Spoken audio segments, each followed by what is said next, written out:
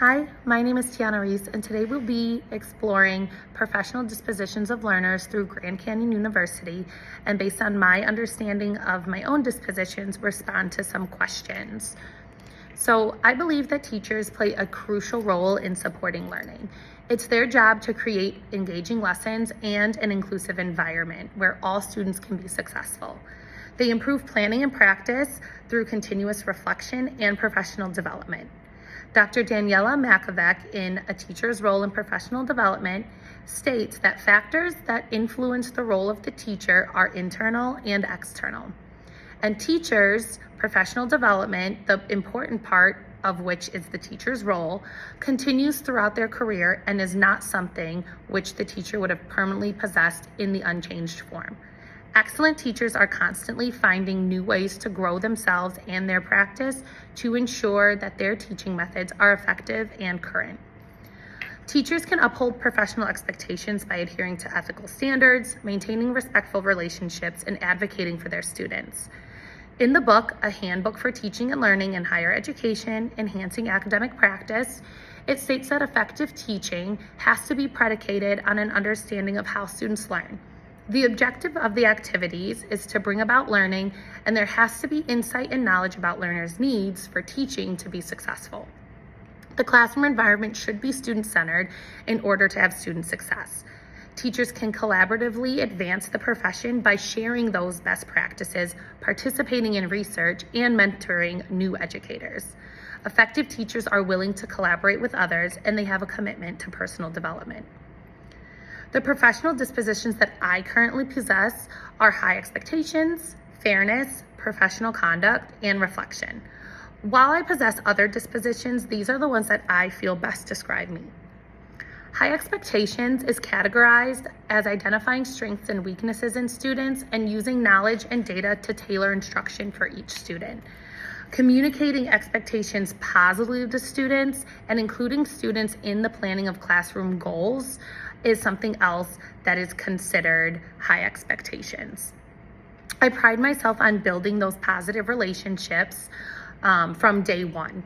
I try to understand the students both academically and personally to ensure that they have success. I think of my classes as families and tend to do a lot of family talks to build trust and understanding.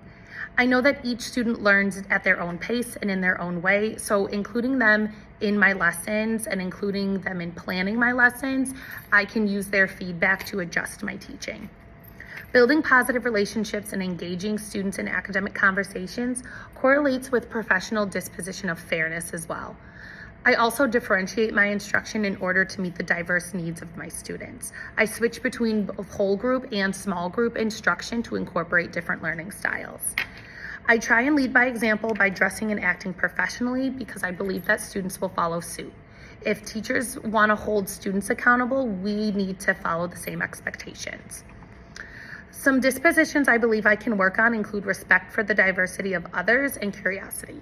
I have to remember that not all students were raised the same way and not raised the way that I was raised. I also think that I can improve on challenging students to report inappropriate behavior related to diversity, also known as bullying. I feel like a lot of students don't want to be a snitch, so they don't want to say anything. But if I can promote and have students embrace diversity, I think they'd be more willing to report disrespect. I also think I can improve on curiosity because I teach math. So most students already have a negative connotation in the subject matter. If I can motivate students to think innovatively and critically, I think they would be more engaged in the content. Professional biases can significantly affect teaching and learning by influencing how educators or teachers perceive students. Personal biases can also affect how teachers assess student abilities and deliver instruction. According to Patricia Clark and Eva Zygmunt, a professional encounter with personal bias more frequently, however, is a more subtle subconscious treatment differential. While some prejudice is explicit, even more complicated are implicit biases outside an individual's awareness. In the classroom, personal biases should be addressed through self-awareness, inclusive practices, and critical evaluation. Teachers should strive to treat everyone equitably where the classroom environment is diverse and all perspectives are valued. As a current teacher, I can uphold academic and professional integrity by ensuring fair assessment practices, maintaining confidentiality, and avoiding plagiarism. I can be sure to give credit to sources when finding information, and I can be honest in all of my communications and make sure to maintain professional boundaries with students and colleagues. I'll adhere to my institution's code of conduct and address any ethical concerns I may have.